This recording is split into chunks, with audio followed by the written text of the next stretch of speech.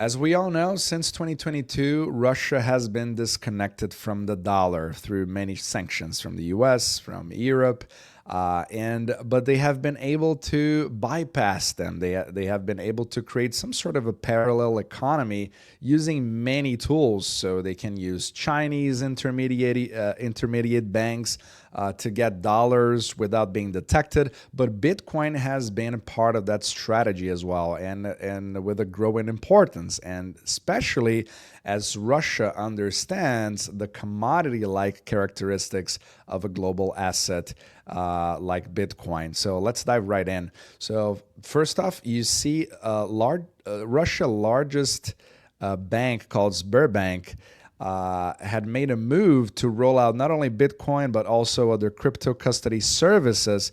It says here that to catch up with global banks, especially in the United States. So we do see the huge crypto week that happened in the U.S., and that provides a regulatory precedent to other countries to follow suit. However, it's basically the other side of the coin, where you have a country like Russia, which is really struggling getting those kinds of funds without triggering other countries and providing more and more conflicts in the geopolitics.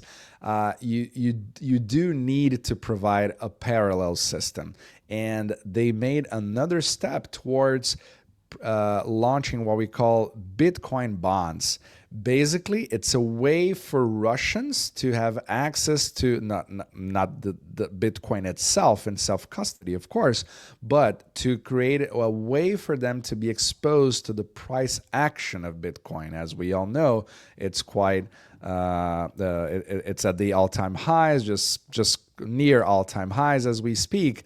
And this is showing more and more how Bitcoin is just becoming a barometer for worldwide liquidity. So we talked about that in other videos, where the liquidity provided by the Treasury in the United States, and also with all of the stimulus provided by China with the PBOC, is really driving that liquidity up, and Bitcoin just acts as that sponge, providing a drain of that liquidity. So this is why we see it more and more being used as a commodity, store of value, payments, whatever you like. But Russia sees that as a way for them to generate wealth, even though that wealth is being provided by your worst enemy. So it's a huge characteristic of Bitcoin, which makes it more and more interesting over time, and more countries are seeing exactly the same thing. And we discussed that as well in our Bitcoin report number 21, where this new fiscal era is exactly the kind of scenario that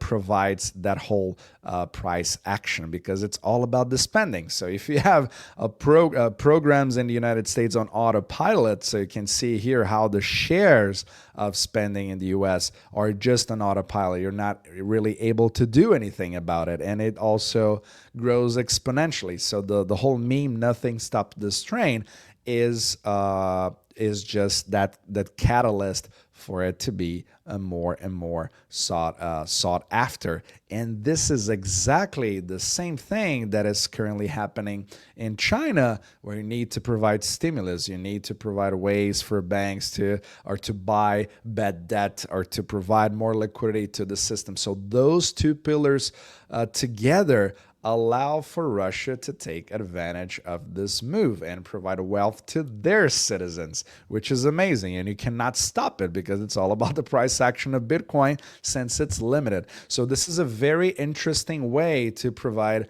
a way with a wealth protection and creation, even if you try to prepare for another system. And of course, gold is has also a big part on it as well. But Bitcoin is showing a very interesting way for you not to be too concerned about the physical asset, but also be part of the price action and provide ways to protect yourself and not be diluted away or having problems with the ruble itself. Because as we know, when we did have the conflict in 2022, Russia needed to take action right away. So they raised interest rates in a pretty an extreme fashion to very high levels, and also provided not provided but created capital controls into they made everybody's life much harder, so especially Russians. So it was very uncertain, but now they're really trying to catch up and maybe build something onto it. So it's very interesting to see, because those sanctions are still ongoing. So I would take my eyes on Russia. Would keep an eye on the developments from now on, because it's going to be really interesting to see. But if you want to see more details about how that liquidity drives Bitcoin prices, and also on-chain analysis and all of our charts, and also macroeconomics, as we discuss on those videos, you can see on the link below, so you can have access to the full report. All right, see you in the next video.